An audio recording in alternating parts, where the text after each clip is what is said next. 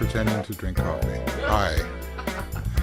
This is Steve Gillmor, and this is the Gillmor Gang.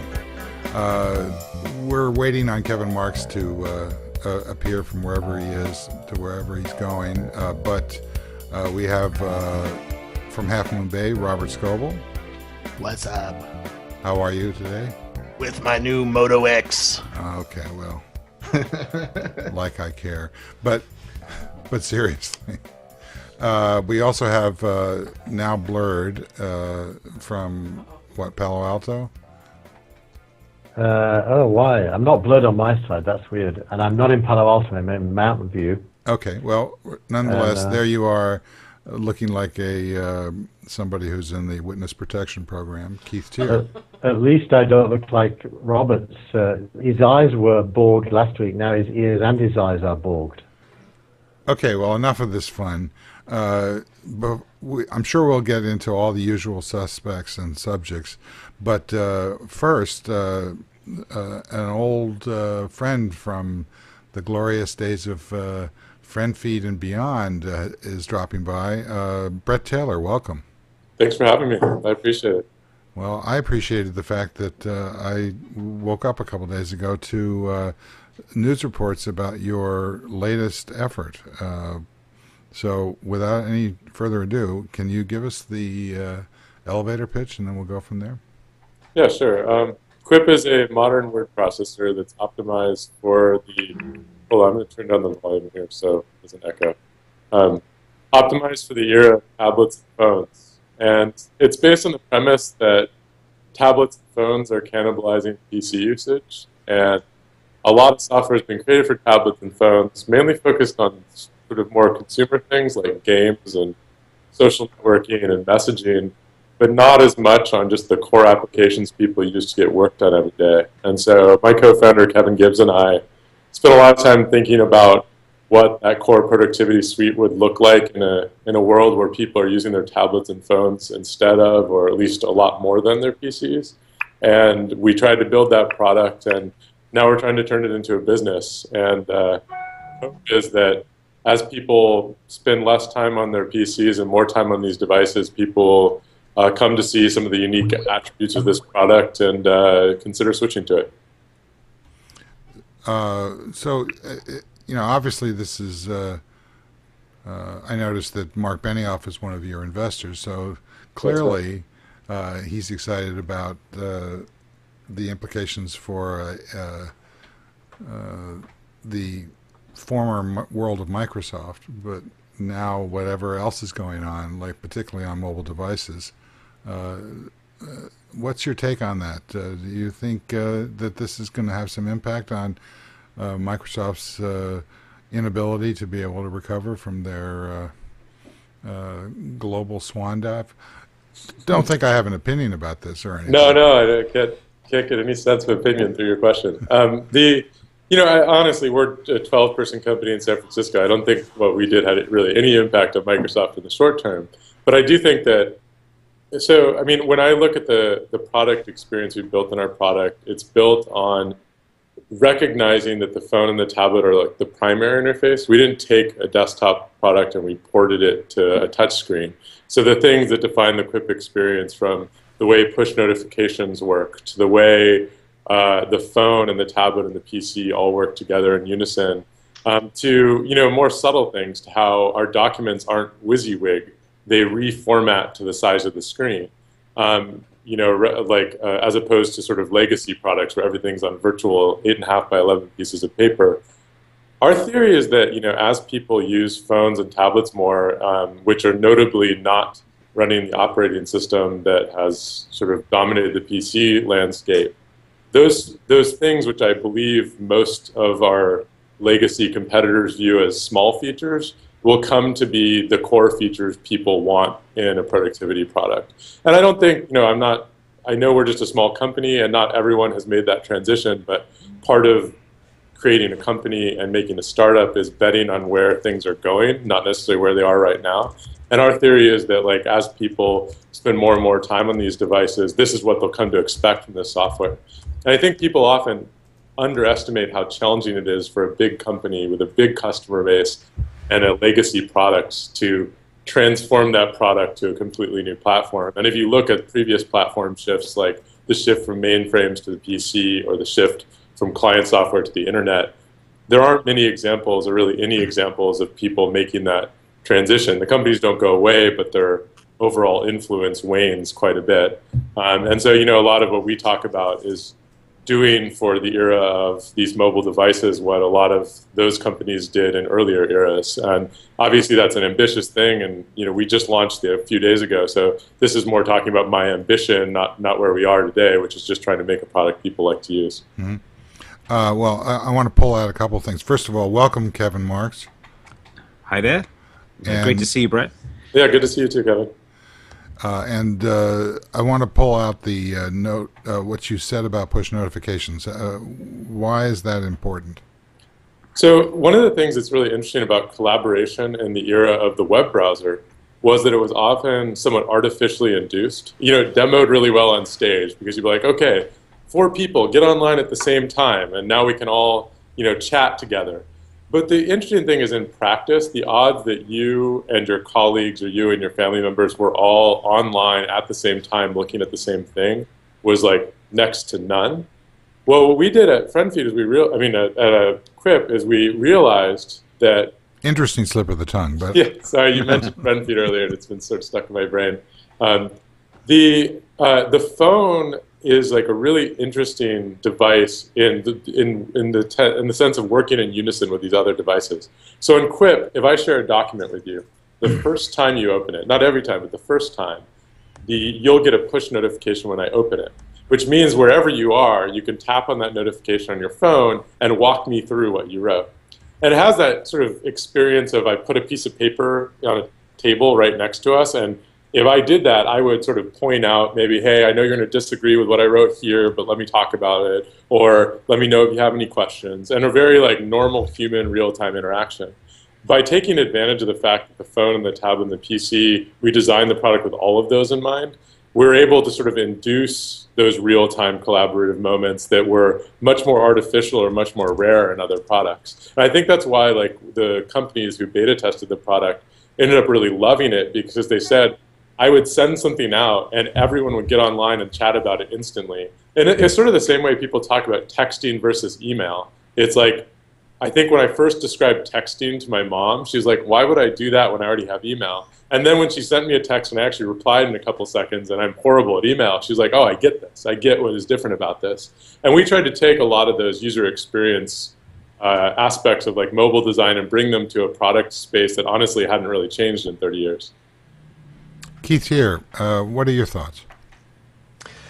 I've got 2 parts of my brain looking at it. The one part is as the designer of Just Me and trying to compare what you've done with what we've tried to do.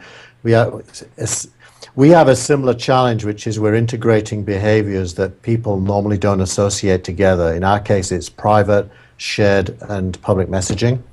And it's been a real challenge to get people who are used to doing those things in separate apps to do them all in one place. And for you, you've got messaging and collaboration and documents and the address book. I'd be interested to know how you've thought about how to integrate those things in a way that that the users can embrace and feel is natural as opposed to feeling awkward about. You also decided, it looks like, to put messaging front and center with the document on the right-hand screen pull-in. So it's kind of message-centric with a document as a subsidiary component of a conversation. And when I click on contacts, I don't know why I'm seeing some people and not others, but I think I'm seeing everyone that's logged into this chat rather than all my contacts. I wondered why you centered it on Google login rather than just the address book on the phone. And I'm kind of interested for my own reasons as well in these questions, because I'm juggling with a lot of the same questions. So first, to talk about the product integration point, it was interesting because when we started talking to companies about how they use documents, one of the things that they said is they use documents less. Back in the day, people used to write memoranda, and send them out with formal letterhead and whatnot. And I think over time, a lot of what was in traditional documents has moved to things like email. And so when we were talking about what does the next generation of documents look like, a big part of that was recognizing that documents were a component of an overall like set of communication that sort of makes companies or families run. And the fact that they were separate was actually a hindrance to the experience, not helping it. Whether you were collaborating on a contract and constantly attaching different versions of like Word files, or even if you were using a more modern product like Google Docs, you still had to go to a different product to talk about it. And so we felt that even though I concede that like integrating two product experiences is a user experience challenge, we really felt that that was the natural place for those products to exist, which is into a single product experience. It also, if you've ever been in a meeting room where you're talking to someone and then someone gets up and starts writing on the whiteboard, it's a very casual transition from talking to sort of sketching something out that the two of you are talking about. We really wanted our product experience to have that similar level of casual transform from a conversation to something with sort of like a final product. And we tried to make the experience sort of have that really fluid state transition. I wouldn't say that the document is secondary to the conversation. That certainly it wasn't our intention anyway. Regarding your question about Google, we actually we're not reliant on like Google login. It just, if you happen to type in a Gmail address, we redirect through Google login, so you don't need to create a new password. And it does integrate with your phone's address book. If you click the sharing icon on a document, you can start typing and it will mix in your Quip contacts with your phone's contacts. And if you share with someone in your local address book, will ask you, do you want to email them or SMS them, and they'll get an invitation to start using Quip. We didn't present them there just because they're not on Quip yet, and we didn't want you to accidentally share with somebody. We wanted you to know that it was going to go via email or SMS, so it was a transparent experience. Kevin Marks. So that was, I found the autocomplete stuff a bit confusing because it was, I could only at people who'd already logged into Quip or something. And that's, I can sort of see how that works, but in order to, I want to be able to mention people and bring them into and then the distinction between, am I mentioning this person to bring them into the document or am I mentioning to refer to them is a little unclear as well. Yeah, I think that's very fair UI feedback. So you're not the first one to have that problem, and we are addressing that. Excuse me. I think we'd like to make it so you can @mention things that are in your local address book as well, and I hope to add that feature. Right now, @mention just refers to them. We wanted the act of sharing to be a very explicit thing. You click that one icon and you explicitly type someone's name or someone's email address, just because as much as it would be like a very nice lightweight experience to sort of add somebody in that way where you're worried accidentally sharing something is a very bad experience. And so, but I agree with you that we should integrate your local address book more fluidly through the application. But I think the ad affordance is different because the @mention on Twitter, on Facebook, on Chatter also is effectively a CC, and that's certainly how we use it internally at Salesforce. Yeah. So and again, within company collaboration, I think is very nice. The fact that when you attach to a company, there's a shared space that all the documents go into. That's very clean and very clever. And it was interesting watching colleagues say, "This isn't secure. I can log in as anyone." It's like, no, you can't. Just because you type the email address, doesn't mean you're logged in unless you've actually gone through auth. Yeah. But because you've made the auth so transparent, people weren't realizing. It's like there was no password. Yes, you already logged in with Google. So massive kudos on OAuth integration there. That's very, very cool. Yeah, thank you. I'm sorry it was confusing for some people, but I'm happy to have not proliferated new passwords everywhere just the same. So I appreciate the fact you appreciate it. Is that just a Gmail thing, or are you using other OAuth providers too? We're just using, we support Google Apps domains and Gmail, but we're not, we hope to extend it in the future. I mean, we're working with a handful of companies who are working within their companies, and we want to support any company's single sign-on system, because obviously if you're using this within your company, you shouldn't have to log in again. So that's what we decided to do. Was we wanted to pick the companies who are like leaning forward and really wanted to try it, and we're going to implement their systems first. Like the folks who've contacted our sales team are getting high priority in terms of whatever login systems they use. Pleasantly, a lot of them are on OAuth, which is wonderful. So yeah, Robert Scoble. You're muted, Robert. There we go. Okay. I like it. It's I just loaded it on my Moto X phone, and sorry that the Android version is incomplete, but yeah, that's okay. You'll get there. It'll be complete soon. We wanted to release 80% market share, man. 80% of what? 80% of all phone sold. Stat just came out yesterday. Yeah, though. All the cool kids have iPhones. I know that. But Well, unfortunately, we don't have time to get Brett's opinion about the larger world, but we'll try and sneak it in there. Go ahead, Brett. I was just going to say that we ended up developing the iOS version more completely just because the iPad is so dominant in the tablet world. But we're very committed to Android, which is why we released the preview application, so people knew that it's not forever away. It's just, it's a relatively close product. It's not. We just have some functionality to build in. And no, I know there are Android tablets, just not very many of them. Touchdown. Welcome to the Gillmor game. That's what we do every Friday afternoon. I think we just found out the name for the show. Honest Brett Taylor. So the other thing for me is that, and I know this is going to be an inevitable comparison, is this actually delivers the promise that Wave had, which was combining the collaboration and document. I think the broken thing that they had was they never got the notion that there is a document and a conversation and they happen in parallel, not that they're always interleaved. And that's sort of the distinction between the document and the conversation about the document is really hard to get right. And I think this is something you've done a good job on here.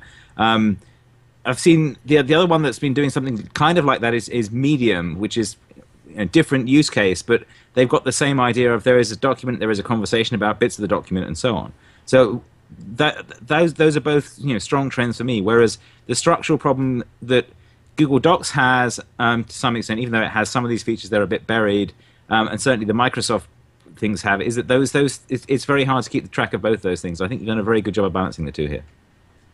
Oh, thank you. I appreciate it. And the other thing I want to bring up is I brought up the push notifications because I do think it's interesting that making collaboration work on mobile devices, I also think helps realize that product vision, because it's really like, I think the expectation that someone has their phone in their pocket and they can you can push communication to them actually is one of the most important aspects of making the product experience work. So a lot of those products, I think, within relatively sort of artificial environments produced, real-time collaboration. But in practice, I don't think for most people experience with most of their interactions. And so that's something we've tried to do by taking advantage of the fact that we are built for this mobile environment, is we use a combination of those user interface features you mentioned, but also using notifications so that when there is activity on something that you're working on, you, wherever you are, can jump in and participate. And I think it produces a really nice experience.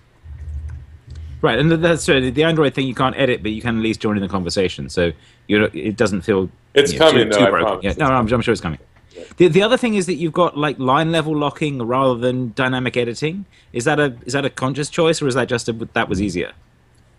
It is a conscious choice. I mean, one of the experiences we had when evaluating different ways of doing real-time editing was that the free-for-all, where there's just everyone's cursors in the document at the same time and writing, is interesting from a technology standpoint, but it doesn't map to the way I think a lot of human beings would think about collaborating on a document. Having two people edit the same sentence at the same time is an extremely unusual thing to do. Whereas I do think it's pretty normal for someone to be writing one part of a contract and another person to be writing the other part of the contract. So and then we were also talking about one of the interesting things about our product is how presence is sort of integrated throughout. You can see when you load your desktop, you can see people's profile pictures over the documents that they're currently in or the folders they're currently in.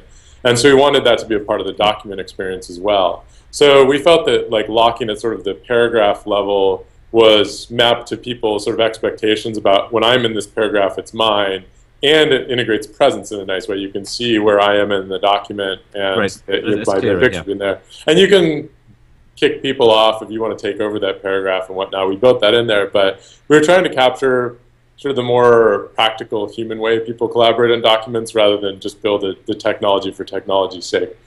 Brett, can you talk about your entrepreneurial thinking? You clearly had the ability to do anything coming out of Facebook, and why did you pick word processing? Why did you focus on that?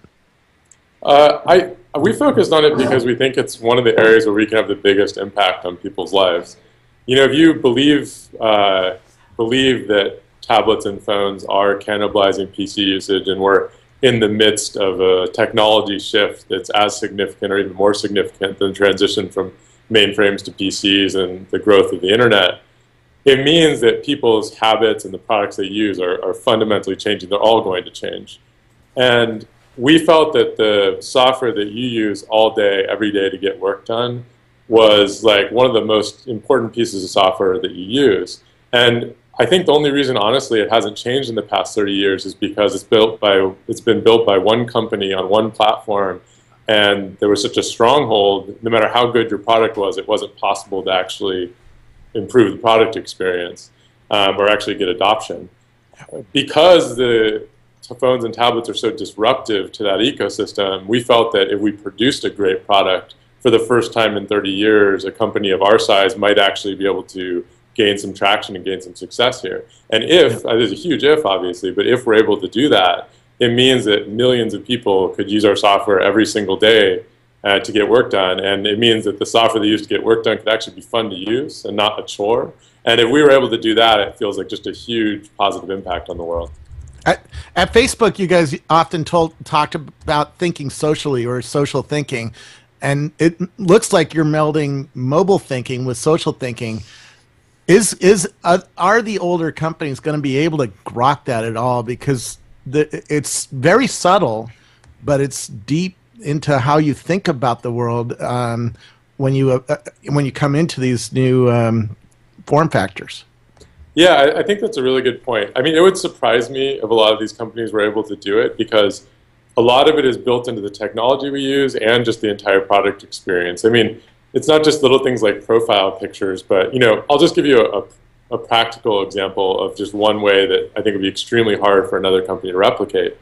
Our product does real-time collaboration, but it also works offline. Having those two things coexist is extremely challenging. So you can try this if you guys want. You're all using Quip. You can edit a checklist, add 4 items to the end, and then someone else could go add 4 items to the end while you're both offline. When you both come online, it actually merges properly. There's no merge conflicts. And as an engineer, people think about this merging problem as this like extremely challenging problem. Well, the reason our product can do that is because we actually built the format of our documents to reduce or most of the time eliminate any possibility of conflicts. So on one hand, people are sort of saying, well, is this compatible with Word? On the other hand, I think, well, no, but our document format is optimized for this new mobile era where you're not always online, or even if you are, maybe it's a really slow 3G connection. And that the feature that multiple people can collaborate and even collaborate while they're sometimes offline is so important that it actually will dwarf the importance of all those 30 years of legacy features and file formats. Obviously, that's ambitious and not the state today, but it's something that's really true. And I think you brought up social. I don't think you can just take an existing solitary word processor and just make it collaborative and make it social. I mean, so many assumptions are baked into the way that the product works that it's not a superficial feature you can just add. It's baked deeply into the technology and the product experience. And obviously I'm biased, but I think it's very challenging for other companies to sort of just copy the stuff that we've done because it's done in such a nuanced and deep way. The reason Office and Word withstood that test for such a long time is there was always a little use case that it would do that the other guy wouldn't. What don't you do that Word still does, and is going to be your challenge to whittle away at those use cases? And this will be the last question, unfortunately. Yeah. Thank you, I appreciate it. So the way we look at it is we're trying to be exceptionally good at collaboration on mobile devices. And we are doubling down on those features under the premise that those will come to dwarf all other features in importance as people spend more time on their phones and tablets. That said, there's a long list of things that Word does that we don't do. I mean, a huge list. They've been around for 30 years adding features. We just showed up a couple days ago.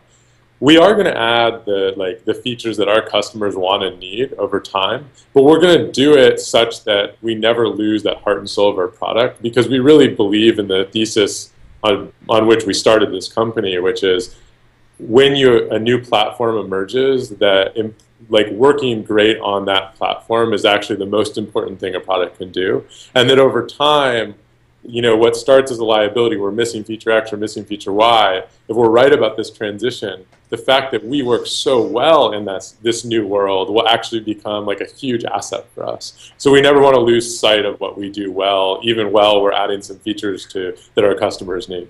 Okay, so bonus round here.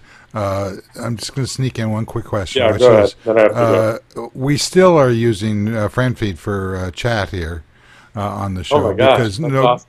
Well, it's awesome that you guys made sure that it continued to run even as you ran away and got rich. So the real question is, what is the chance or possibility of this effort exploding and then you selling it to one of the big players? It's extremely unlikely.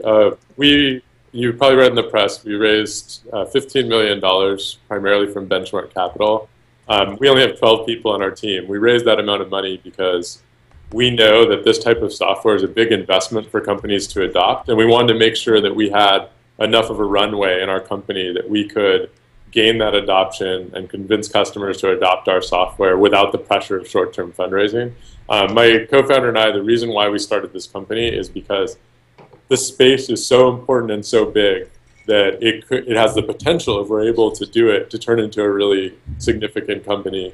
And that's why we chose to work on the product that we did, and that's our intention. I really appreciate you coming on. Maybe we'll try and force feed, friend feed into a Quip and use that as our chat room. But we'll it'll talk be about interesting that when with you come later. back to talk about how you're going to match up against Medium, and where you think the other threats or the other people are going to come into this space. Let's let the guy go, okay? Thanks, everyone. Bye. Thanks, Brett. Bye. Okay. Yeah, that's pretty cool. So, now that he's gone, we can talk openly. No, I'm just kidding. So, did you get the answers to your questions, Keith? And what do you think? I did get the answers. I think that, and this is personal experience and with a lot of pain, I think any time when you do something that integrates things that are not usually integrated, people like Kevin and me and you and Robert can kind of embrace it, but it gets real hard getting normal people to embrace it. It's interesting, we just did something on Just Me this week, and it's largely driven by how hard it is to get people to integrate things that they normally think are disintegrated. I wonder if I can share this screen. I think I probably can. We did this change to just.me. Yeah, here we go. You should be able to click on that. And if you look at it, we did this thing called selfies. And this week, Anthony Weiner and Geraldo Rivero are both in the news because they did selfies of themselves. They got them into trouble. So this is Anthony Weiner's on your marketing team? This is basically Keith Tears on the marketing team. Okay, I can. So look, I can tell. we added this thing called a selfie. Now, just to be totally honest about this is kind of slightly low life compared to what Just Me was originally envisaged as. It was originally envisaged you can see here as private, shared, and public messages, a possible replacement for email. And it turns out that users don't do always what you want them to do, which I think might be Brett's challenge. Because and what they are doing, this kind of stuff, which we might consider to be kind of superficial and inane, is being done by literally thousands of people as we sit here and speak, mainly young girls by the looks of it. So sometimes your app goes in directions driven by users that you totally didn't intend. And so I think his main challenge is going to be making collaborative document creation and discussion normal and acceptable. And I think it's a great ambition. I think he's right to have raised so much money. I think he should integrate it better with the address book and make it possible to have anyone in the address book groups or individuals work with it. But I think on the whole, it's a good start to a challenging project. By the way, on the surface of valuation, having a rock star on your team automatically, I think, makes your company worth around $20 million. My next door neighbor was on the first iPhone team, and Twitter offered him $20 million just for him without having a product or anything. And so investors throwing 15 million at Brett, who was the former CTO of Facebook and is well connected around the valley, makes a lot of sense to me. Although the product doesn't feel like it's worth that, but the rock star is certainly worth it, and now he has runway to build a company. Yeah, that's why I asked him, trying to tease out the dynamics of what his goals are in terms of selling or what. And I think he's right to suggest. I mean, I know that this is a whole. It feeds right into the weakness of Microsoft's fundamental weakness, which is they're unable to really embrace the iPad, iOS, and Android is even worse for them. So they're just fighting. They're swimming uphill or upstream or whatever the metaphor is. Not only that, but there's not that many social and mobile thinkers inside Microsoft. If there were, they would leave and join a startup like this. If you know how to code iOS, Objective-C code for iOS, why would you stay inside Microsoft? That wouldn't be a fun place to work. But that's a great insight, Robert, which is, there aren't enough people who are looking at mobile and what it can do and creating new classes of software that leverage mobile in ways that couldn't have previously been done on desktop and laptop. Too many people are either just doing web apps that they run on mobile or doing mobile versions of what were web apps. The great thing about this is by bringing together social and mobile around a document with collaboration, he's really pulling on things that would have been very hard to do. It's almost like if Ray Ozzie was on the show, Ray Ozzie would be fascinated by this because his approach to today is very like Ray Ozzie's approach was with Lotus when Windows 3.1 first came out, which is very expansive, if you like. It's also really interesting to see his friend feed knowledge joined with the Facebook knowledge and now joined with mobile. I think he's really set up well to do that and take on the word processing world. I agree with him. I don't see how Microsoft will be able to react to that because the thing that makes Word is the document fidelity, the ability to do a letter or a book. I mean, I'm still writing our books in Microsoft Word format, and it's that fidelity and the macro language and the completeness and all the features that it's built up that keeps you locked into using Word, and those things are going to be proved to be very difficult to move into mobile, and then add on the social and mobile features. I think he's attacking it the right way. He's really going to be a disruptive technology on Word. Yeah, I think disruption is not about competing directly. It's about competing alongside, and then basically there's a second stage booster that when that falls into the sea, you're already in orbit, and you don't really care about the big fish in the ocean. You're really concerned about whether or not you can achieve a value proposition. In other words, or in a similar vein, what you're describing, Keith, with your selfies implementation is that it really doesn't matter what you think the software is for. It's what people enjoy using it for. Right. And I'm sure you're getting significant traffic off of this now that you have an installed base and are starting to speak to them directly, which is an interesting model. Yeah. It's incredible, but it's also very uncomfortable because my vision for the app is totally different from what the app is turning out to be. So you end up having to abandon your vision and recreate your vision around behaviors that you didn't anticipate. Well, I think isn't that always the case? Yeah, I mean, isn't that what, essentially, I see a lot of lineage here between FriendFeed and Quip.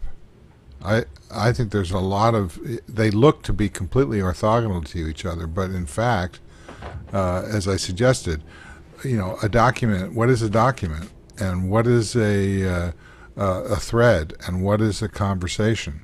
Yeah. And as we haven't been able to replace friend feed effectively because it has so many of the elements, built into it that just for whatever reason it just have never emerged on Twitter or on even Facebook. There's no ability to be able to have the context of a conversation, which is updating in real time. So Yeah. I'm not sure that that's what this is going to become, but I think that the notion of documents in general has been fragmented by the mobile and by the posting and @mention replying system of Twitter. I think it's changed what we're trying to accomplish with a document. By the way, my Moto X is doing fun. Oh, there we go. It just Wow, comes, it's a clock. It comes on once in a while. I want 3. Comes on once in a while, just sits there, and then it shows you a little flash of what's on the screen. I can't do it while I'm holding up. What do you mean Jelly by Bean flash? 4.3 clock. That I've got it on the HTC One as well. Same clock. Yeah, except this has a special screen and a special processor that doesn't use battery to do that. Where my Samsung dies after a while. All right, so So Steve, just one last point on Brett's thing. It is interesting. I agree with everything you just said. It is interesting, given what you just said, that the positioning is word processing, because in a way, that must be a marketing decision to present this as the reinvention of word processing, because it's really not that. It's more than that. It may not even include that, because a document is just an item to be discussed and created in a way. And it's also, of course, only focused on collaborative documents. This is cool. Okay, Google now. Who is Brett Taylor? good afternoon. You might want to point the microphone towards you. It worked. No, it worked. It worked. Okay. That's the first voice search I did on my Moto X. But I bet you the answer says something to do with Facebook. It probably doesn't say the CEO of Quip, because the data is behind the question. Well, it took me to Wikipedia, and let's see if Wikipedia is up to date. CTO at Facebook.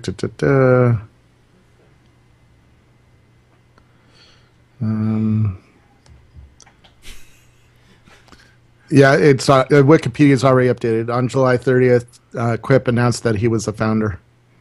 So There you go. yeah. All right, so you've been trying to slipstream the Moto X in. Why don't you tell us why you've been so excited for the last 3 weeks and why you don't seem to be as excited today? Who said I'm not excited? See how I did that? First of all, I'm not as excited because they sent me an AT&T version and I want the Verizon version. Okay. Now I gotta wait until I get back from Nice. Australia to try out the Verizon version. But we'll try out the AT&T version for a week. This is a new sensor platform that keeps the microphone open all the time and is always listening to me. So let me see if I can move my camera down here and see if I can do anything fun. So let's see. Is that you can see? Yeah, that's fine. Okay, Google now. Who is Steve Gillmor? Well, don't do that. Yeah. My therapist will answer you. A deeply disturbed individual. And there we go, Gillmor Gang and stuff like that. I love the search for only for the misspelling. That's Okay, interesting. Google now. Call Miriam Scoble. Calling Miriam Gamagami Scopel on their mobile phone. But that's just kind of Siri. That's probably not the best demo. It's it's Siri, and let me just train that. It's Siri without touching it, and it always is listening. So Oh, that's yeah. These are going to That's be good. standard I'm not issues to the touching the phone NSA. other than train it. I Okay, noticed that send a message to Steve Gillmor. No, it doesn't do that. Oh, contact not found. Interesting. And it always So gets your if it email. had worked, what is this based on? What OS? This is Android 4.2.2.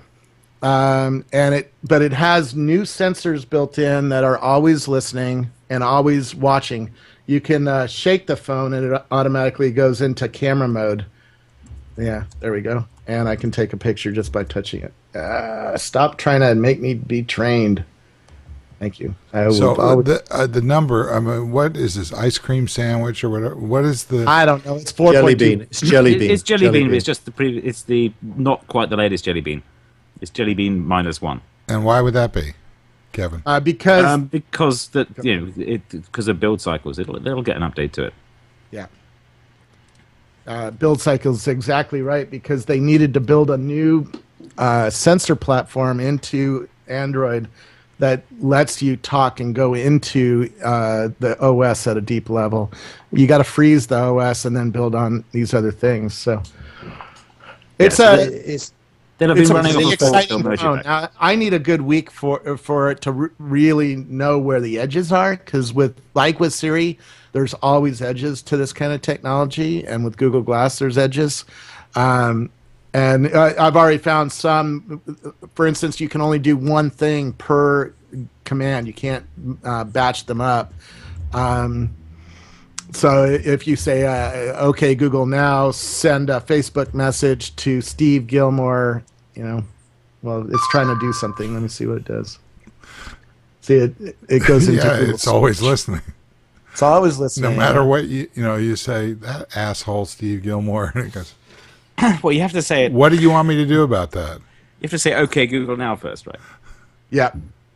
Oh, I see. It's that's a pretty long prefix. You think they could have come up with a shorter Well, that's prefix? deliberate. Make sure you They actually needed a say phrase right. that you don't say in regular language. So you got to come up with a phrase that nobody would just accidentally say. They should let you record your own phrase. So you just record your voice saying, "Fuck you, Moto," and that's it. I guess that's the title of the show.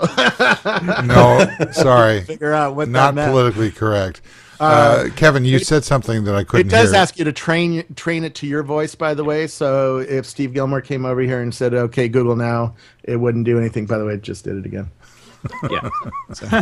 You wouldn't do it again? So it's a phrase you don't normally say except when you're talking about it, which is wonderful. It listens to my voice, so it's listening for my voice imprint, not anybody else's. Yeah. Not a British accent. So you train it to your voice, and then that one will reject other people's voices saying it nearby. But obviously, when it comes to begin with, it just uses your anyone's voice because it doesn't know, which is why it keeps giving you that prompt, right? Okay, so let's go a little higher up in the atmosphere about this.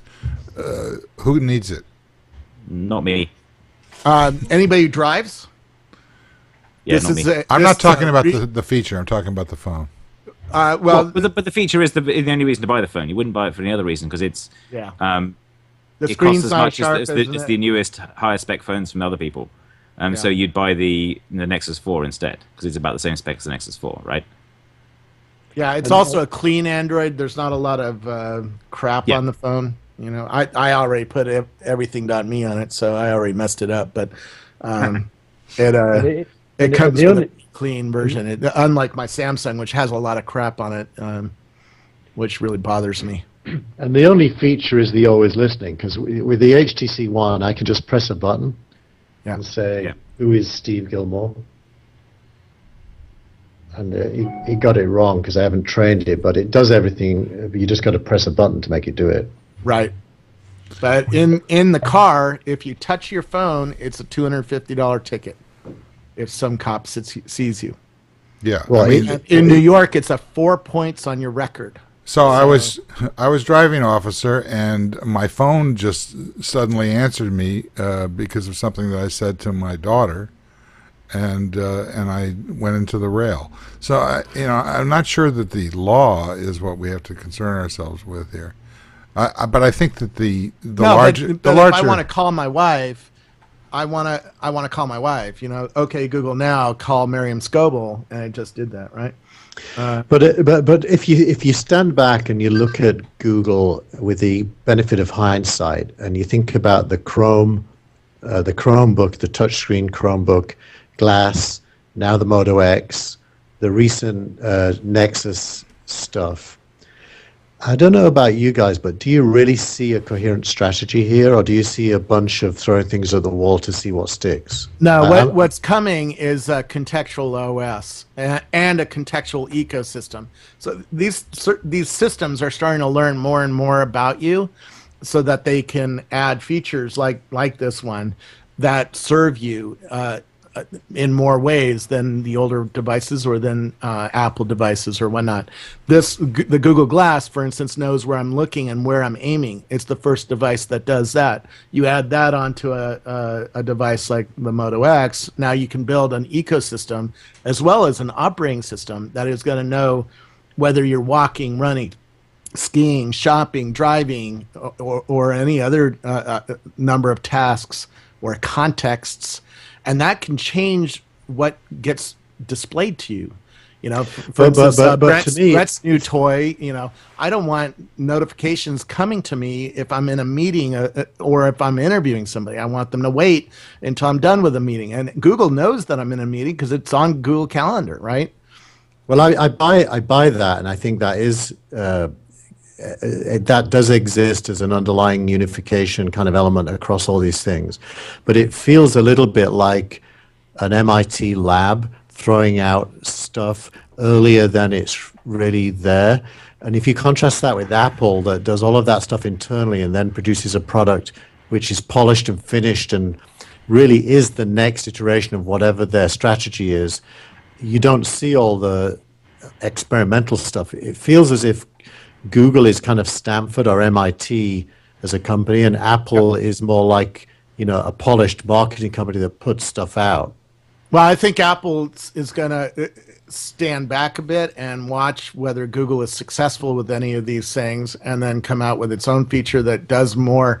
There's a lot missing here. Right in the first 5 utterances to this thing, I found a couple that it doesn't do. And so it's far from perfect. It's a great idea, but it's far from perfect. It'll be interesting to see what it does well and what it doesn't. Siri is far from perfect as well.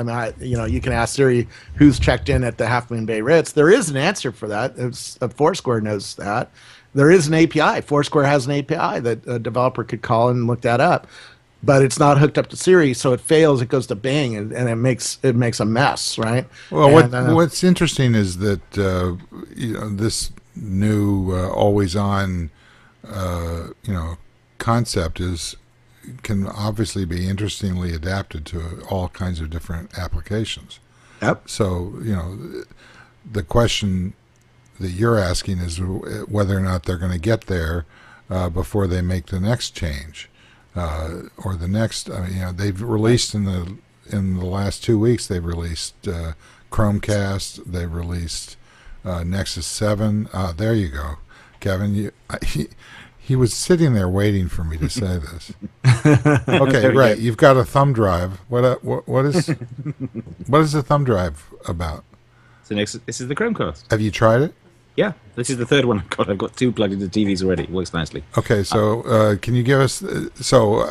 I want to get to this other discussion, which is what else that they've thrown at the wall has stuck, I think there's some coherence here. It's not I'm not sure it's as random as Keith is painting it. They've definitely they stood up at I/O and said, we want to build the Star Trek computer and we want to talk to it and have it do things. And Moto X is a big marker in that direction. They did the demos at I/O showing what it was like when the computer has some understanding of your context and knowledge about you and of what you just asked it. So you can ask it a series of questions.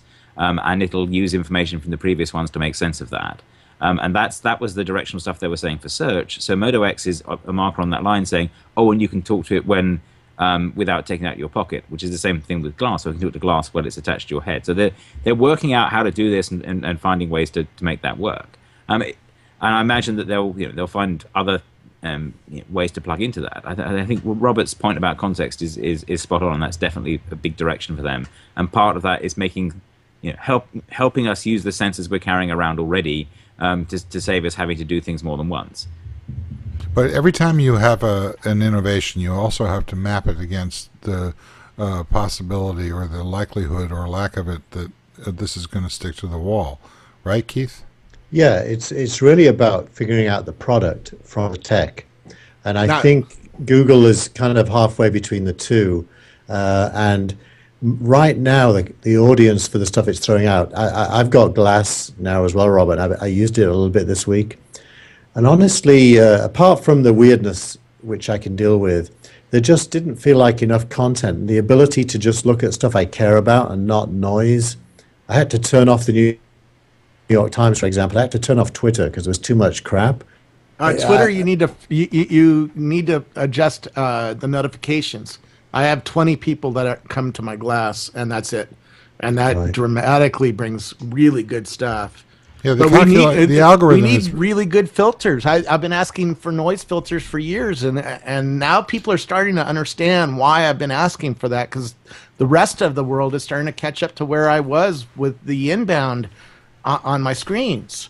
And now that you have a little tiny screen in your face and a battery that goes dead, you want it to. Now you're starting to realize why I've been asking for that stuff. The algorithm is using the people as the filters.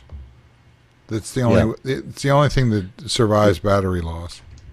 That works, except people put cat photos in my Google Glass. Even when I'm not talking about at that ones. level. If people put a lot of cat photos in your Google Glass, they're going to get excommunicated. Yeah, but even the best people do stuff that's noisy. The best people do things that are less noisy. That is true, because the best people are good at finding value and bringing it to your eye, but it's still noisy. I still want filtering on top of that. I'd like to follow 50 people instead of just 20, and just say, bring me anything that has to do with 15 tech companies. I can't do that right now. There's not the kind of noise filtering. Well, that's. I mean, certainly we all agree with that, but it's an endless.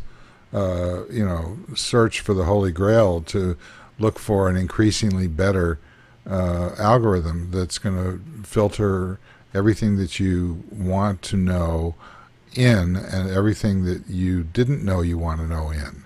It's also the second one that's the difficult part. The things you want to see on your eye change by the context of what you're doing. If you're driving, I don't want to see anything. I want to see, is my wife in trouble? That's the only thing I really want to see while I'm driving. I want the system to know that I'm driving and to wait to interrupt me with, my addictive Facebook and Twitter and Google Plus and LinkedIn messages. But that's where I'm saying. See, that's what I'm saying is there's a difference between technology, even packaged technology, and consumer products, and it feels to me as if we're not there yet. Yeah. Consumer product wise, and figuring out if you take pieces of what Google is doing, the touch screen on the high def Retina laptop, the listening of the Moto X, the glasses, camera and microphone being always present as input to a screen you can always see. There's interesting things in everything, the addition of context, but none of it feels like a product yet that you could imagine being mass market. Well, the product is the person. I wouldn't go that far, dude. The Apple II sold millions of copies, and it had no utility at all to anybody. It came with a compiler that you had to write your own software to make it do anything, and it was $3,000 in 1977. It was hope. It was that? It was what they were selling was hope, and then VisiCalc. But by selling 2 million of things on hope, then all of a sudden VisiCalc showed up because developers started building and started understanding what it was for. And I think that's what they're doing with Google Glass. And Francine wrote a really interesting post. Francine wrote a really interesting post that she's doing the R&D and the discovery of what this thing's for Google. And she's absolutely right. it's, by the way, it's brilliant of Google to get us to pay $1,500 to do, feature development and use case development for Google, and work. I'm working with a couple of developers who are building apps for it. It'll all take care of itself over time. But right now, you're right. There's a lot of technology, but not a good use case for it. Right. Well, I disagree that there's no product. I think that the product is the person, and the interchange or the connecting line between these devices is the product. It's that's why the iPad Mini is so important. It's not because it does everything better. It needs a better screen, which evidently is coming, by the way. Sold We knew to that them a year by- ago. Yeah, but it was sold. It's being sold to them by, among others, their chief competitor, which I find fascinating. But in addition to its many uses, it just takes so many of the cycles of computing that you do, and so does the iPhone, for that matter. Because the iPhone I'm increasingly using the iPhone now, because after getting so used to the iPad Mini, I figured out how to adjust my expectations and shift work off of the iPad Mini so that I don't have to take it out of my pocket. It's ridiculously lazy, but on the other hand, the form factor and being able to use the reader button in the Safari browser on the iPhone, without that I couldn't use this device. Here's another way to look at it. In 1982, Apple spent $1 million on its first Cray computer. Today, this thing weighs 49 grams, is more powerful than that computer, and will probably sell for $200 or $300 when it comes out next year. In other words, we're wearing a supercomputer on our face. Now, yes, I'm buying this because of dreaming and thinking about what this means for the next 10 years. But I'm already seeing apps under development that are going to justify the purchase of this for $300 or $400. I guess what I'm trying to tease out here is that I was in San Diego until yesterday at a Gartner conference, and I forget which analyst it was, but he watched what I was doing over several meetings and a dinner, what I was doing with the Mini. And at the end of the session that we were in, he said, I'm not bringing my laptop next time. And it was just a subtle kind of change in his perception because he knows, what that takes to do, and he knows what the value of it is, and he can see it being replaced, not completely, but he can see it being factored into these mobile devices. And mobile is not mobile one. The whole environment is mobile. Everything is mobile. A laptop is just a larger mobile device. Yeah. That's a huge shift. And to your point, Robert, and I'm sure this is what your book is all about, is that the data that's spinning off of these devices, if you orchestrate that together, based on the context of what device you're using, and there will probably be something that you can wear in the shower, which will help in terms of adjusting the temperature of the water, depending upon what you need to do. Tomorrow I'm putting up a bunch of videos from a visit I took to Park this week, where the Macintosh and Ethernet and object-oriented programming and the laser printer were all invented. And they showed me how they're printing electronic circuits with an inkjet printer, and i.e. These are going to be very low-cost printed circuits that they're going to be able to print on a can or something, an electronic circuit with a little radio built into that, with a little battery built into that, because they also showed me how they're going to 3D print batteries or inkjet print batteries. and they're going to be able to tell whether that Coke has been over a certain temperature in its lifetime. And Coke is probably not a good example, but if I was looking at a milk carton or something, and it'll just talk to my phone and say, "Your milk, don't drink that milk because it's been outside of its range." Or as you start to drink it, it'll beep. So you avoid that taste you can never get rid of. All right. And so where is this world going? There's a lot of new things. I mean, there's some of the questions about what kind of sensors are going. This thing is now on all the time and is listening to me turn it. And when I turn it too fast, all of a sudden it goes into camera mode, right? And it's listening to my voice. So if I say, "Okay, Google, now navigate me to San Francisco," it'll do something. All right, let's go around the table and I recognized it. Navigating to San Francisco, California. Yeah, there you go. So there I go. What? What? He's going to San Francisco. There he goes. Yeah, I'm going to San Francisco. Oh, so I thought did you you were just say having- that conversationally, or did you say that as? No, I said, "Okay, Google, now navigate me to San Francisco," and it recognized what I was saying. Okay, It's you've convinced it's me. a new I did it world. again. I no longer have any It's a desire new to wait for world. the next iPhone. Do you believe me? What's that? I'm waiting for the phone that can detect when I'm lying, like I just did. Well, don't go there too hard. At SRI, because doing this book, I get to go to lots of fun places. They are doing research with veterans and ask the veterans to read something like 200 words off of a sheet. Same words, and they can tell within about 70% of the time when a veteran is suicidal just by reading to a microphone. And so think about what the implications of having Yeah, these I on know what the microphones implications of that are. I've had several dear friends who I wish that I'd acted on my impulse. Not that I could have done anything about it, but that those people had an illness that might have been treated, and instead they're no longer with us. Yeah. So this is the future coming. They also showed me a sensor you're going to wear on your skin that can detect whether you have pancreatic cancer. If Steve Jobs was born 30 years after he was born, he might not have ever have gotten into the trouble he did with his cancer. This is a freaky world, but what does all that mean?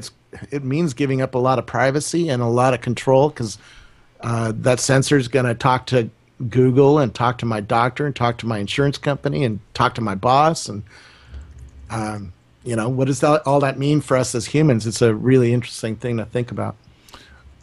All right, Kevin, thoughts? Was there anything we've missed today? We didn't get to talk about Chromecast enough. Well, I think we talked about Chromecast enough last week, but the thing is, it's here. It works fairly well. I've got it plugged into the TV. My son just is using it to play music to himself. That's what you can hear music in the background. But I'm starting to look at the SDK and see how I can integrate that with other things, and that looks interesting too. And do you have the Nexus 7? I have the Nexus 7. Yes. Okay, thoughts? It's nice. It's like the previous Nexus 7. It makes sense as a form factor. The screen is better. It means that all the text and stuff is that bit sharper. Dave Weiner complains that you go to the top of the screen and it runs out of real estate before the device ends, so you sort of get retrained into avoiding the top of the screen when you use other devices, if you follow. I'm not sure I follow that. No. I mean, he's concerned about the fact that it doesn't use the entire screen real estate of the device. Well, because it's got the bar at the top that you touch. That's the menu bar. I mean, that's just Android. If you swipe on from the bottom or swipe on from the top, it does something. But there's space for you to swipe on or off from that. Okay, so you've got a screen that is not full screen. Well, it's full screen. If it's 1080p, so if you want to watch movies on it, it hides those things. But it's not actionable. You can't click on it on that part of the screen. You can. Yeah, you can. All right. Well, go read his post. I understood what he was saying. Okay. What he was saying was you get used to this device and you end up when you go back to a iPad Mini or some other device which does use the whole screen, then you avoid it because you've been trained by this device, which is one of the reasons that he's, again, this world is about not about any of these individual products. It's about all of them. Right. It's the bezel. You're talking about the bezel.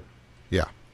And the Okay. bezel, most of the reviewers said the bezel is still too big. It makes it look old-fashioned. I actually got one, and I replaced my old Nexus 7 with one, and it's a nice thing to hold and have, and it's certainly better than the previous Nexus 7, but it's not a dramatic breakthrough. No, I don't think it's a dramatic breakthrough. It's just a natural upgrade that works pretty well. Yeah, Yeah. I agree. And of course, literally the next day, the Wall Street Journal reports that there's going to be a Retina iPad Mini. Gee, that's an amazing. What a surprise! Yeah. Yeah. So does that mean that Apple's deliberately tanking their iPad Mini sales?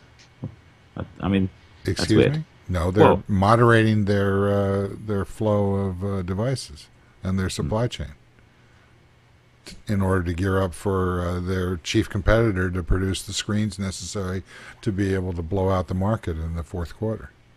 I tell you the thing, the cylindrical one. I won't be able to resist buying that. Which one? The new Mac Pro, the one that's black and cylindrical and has six Thunderbolt ports. Yeah, another mobile device of a different kind. Not mobile, but it's going to be great for video editing, Steve. I hear you. I'll come over and use it for when I need to really edit a long video. Or Rocky will. Now Rocky will have one in his studio. Actually, we're using a TriCaster, and we edit on the fly now, which saves us a ton of time. There you go. Rocky's been doing great with it.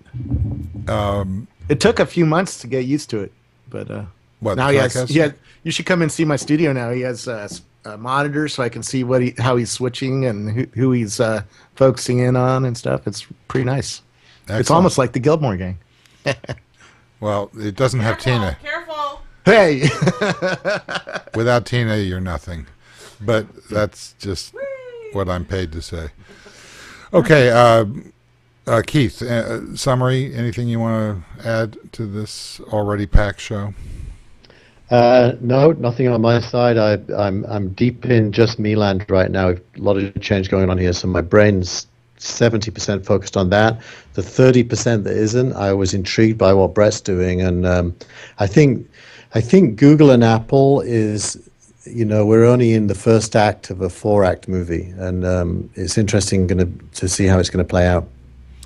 I would just point out that we did something that would have been difficult with in the past, which was with Quip. We were able to everybody on the show was able to independently download the product and then connect and interact with documents. Mm-hmm. That's a big deal. On a phone, we probably could have done it on a Google Doc before, but not on a mobile device very easily. Right, and since Google Docs require, they're basically like almost impossible to use on a mobile device. This is a big deal. that also shows some of how fast these companies are growing. I had dinner with the Glide CEO, and Glide's a video chat mobile app, and in 2 months he has 3.5 million users. When Twitter came out, after 6 months of being on the market, they had 13,000 users, and so it shows in 6 years just how much our expectations and our world has sped up. And the fact that I can start a show without an app on my phone and get it, and within a minute, be right on the dock that I needed to, is pretty remarkable.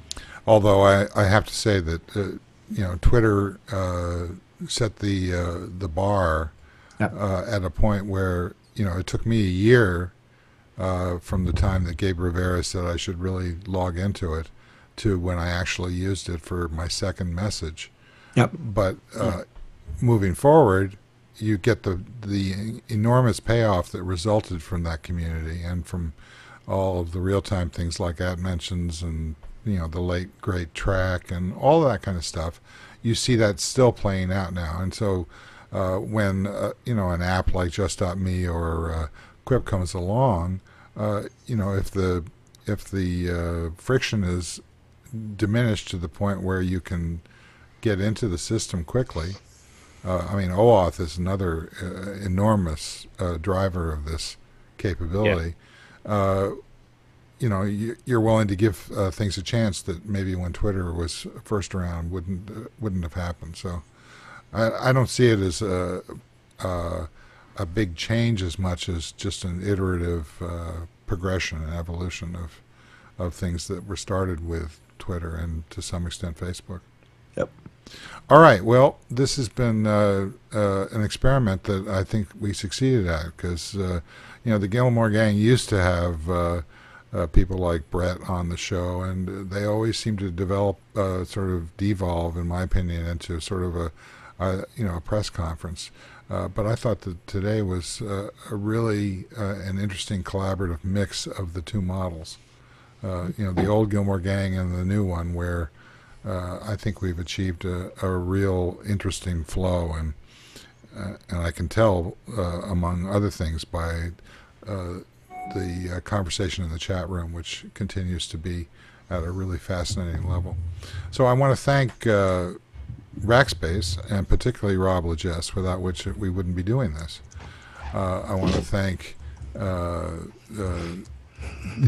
New Tech Company and their TriCaster, and we may be getting some progress along those lines, as you were suggesting last week, Keith.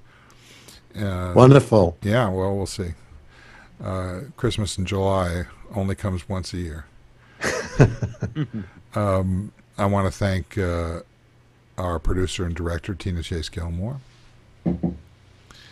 And I want to thank Robert Scoble. Thank you, Robert. Thanks. It's always good. Kevin Marks. Thank you. It's my favorite thing of the week. Me too. And Keith Tier. Thank you. Pleasure. Thanks again to Brett for breaking away from his increasingly busy schedule, and thanks to the folks in the chat room and who are watching in real time. This is Steve Gillmor. I want to thank everybody who showed up, and especially those who didn't. We'll see you again next time. Bye-bye. See ya.